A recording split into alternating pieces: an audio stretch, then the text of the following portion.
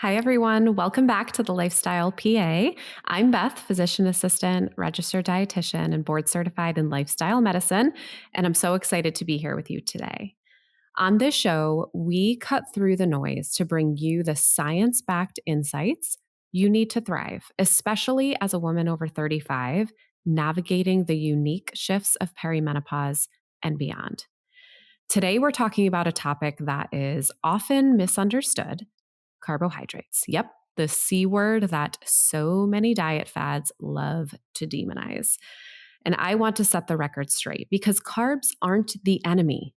In fact, for women over 35, carbohydrates can be a powerful ally in your health journey when you understand the science, the amounts, and the timing of it.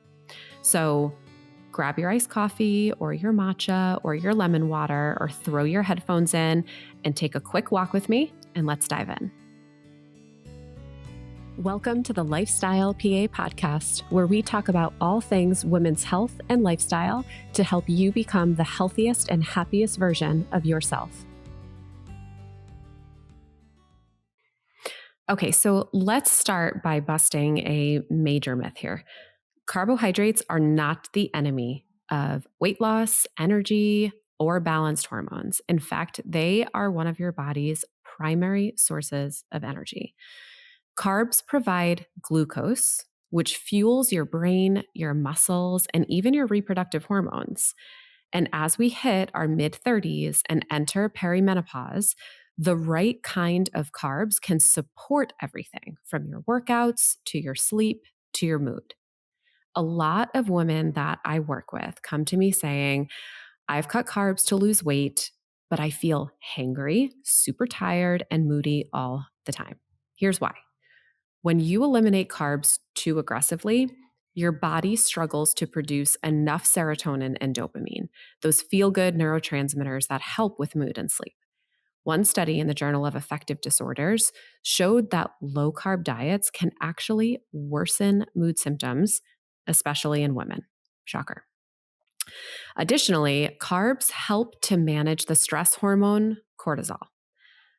There was a study in 2020 that was published in Nutrients where researchers found that moderate carbohydrate intake helped lower cortisol levels during exercise recovery. And that's huge, especially since cortisol tends to be higher during perimenopause and it can drive weight gain and fatigue. So I know what you're thinking, but what about blood sugar and insulin? Don't carbohydrates spike those? So here's the nuance. It's not about cutting out carbs entirely. It's about choosing the right ones and balancing them with protein and fat. For example, whole food carbohydrates like sweet potatoes, quinoa, berries, they provide fiber, which slows down the absorption of glucose and helps keep your blood sugar steady. A landmark study in the American Journal of Clinical Nutrition found that fiber rich carbs reduce the post meal glucose spike compared to refined carbs.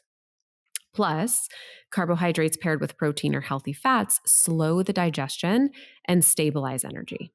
This is especially important for women over 35 since our bodies become slightly more insulin resistant with age and hormonal shifts. So let's talk about exercise because, as you know, muscle and movement are critical for women in perimenopause. Carbs aren't just fuel for your brain, they're also the primary energy source for your muscles during workouts.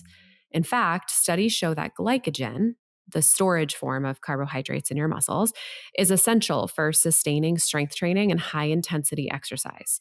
When you're low on carbs, your body starts to break down muscle, your protein stores, for energy, which is the complete opposite of what we want. One study in the Journal of Sports Sciences highlighted that carbohydrate intake before and after exercise helps to replenish glycogen stores. It speeds up recovery and supports muscle growth. So if you're working on building or maintaining muscle, which, as we talked about in our last episode, is absolutely crucial after 35, don't fear carbohydrates. Use them to your advantage.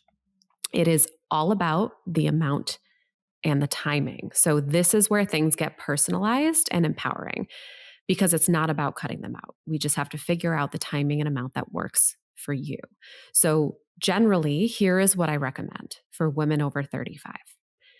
For the amount, you ideally want to aim for about 40 to 50% of your total calories from carbohydrates, depending on your activity level. If you're active and you're doing strength training, you, of course, might need a bit more. This is where the personalization comes in. Number 2, timing of them.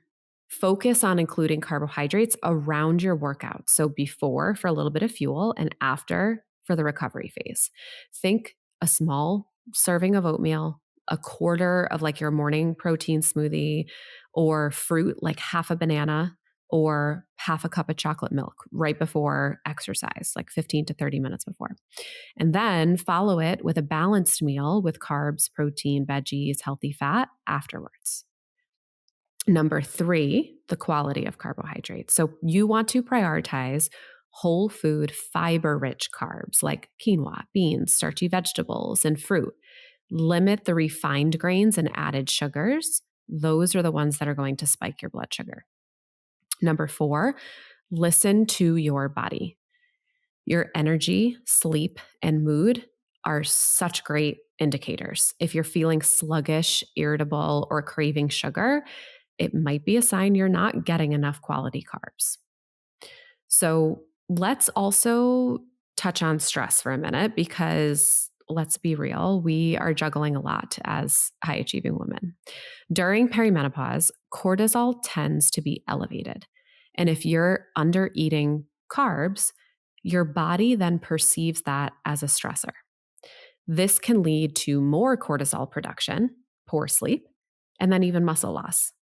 Carbs, particularly in the evening, can actually help lower cortisol and improve sleep by supporting serotonin production.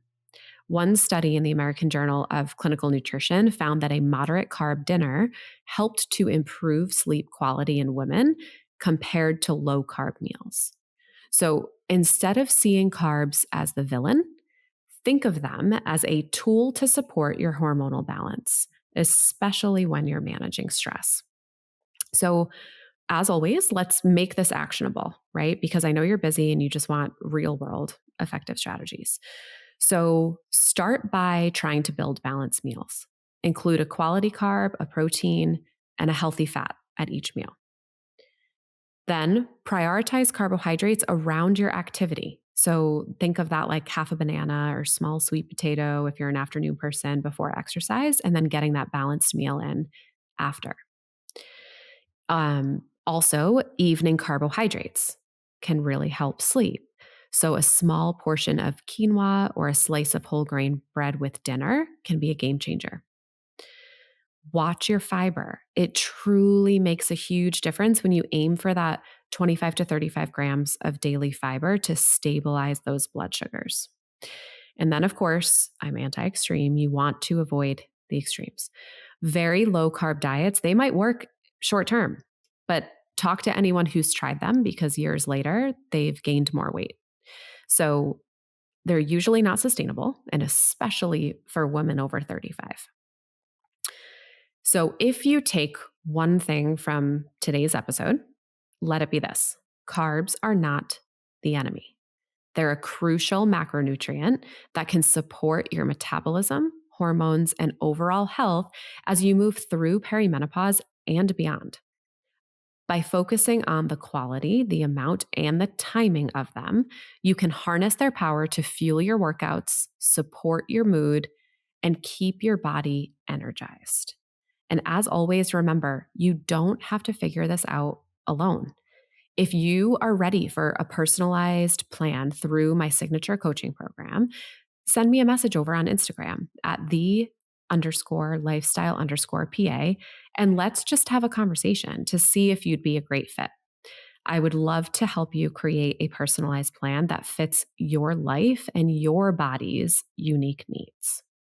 So thank you so much for tuning in today. If you found this episode helpful, please share it with a friend or leave a review. It truly helps more women like you find evidence-based, empowering guidance.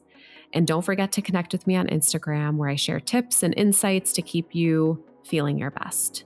So until next time, remember that your body deserves the nourishment and support to thrive during every chapter of your life. Have a great rest of the week. Thanks so much for listening to The Lifestyle PA. I hope you're leaving today's episode feeling empowered and supported on your health journey. If you're ready to take the next step and make real, lasting changes, I would love to invite you to join my 3-month lifestyle program. It's designed specifically for women navigating this season of hormonal and metabolic changes, focused on personalized, sustainable nutrition, movement, sleep, stress, and mindset. Head to thelifestylepa.org or message me on Instagram at _lifestyle_PA to learn more and reserve your spot. And remember, it's the small steps that lead to the big changes. So start with one today.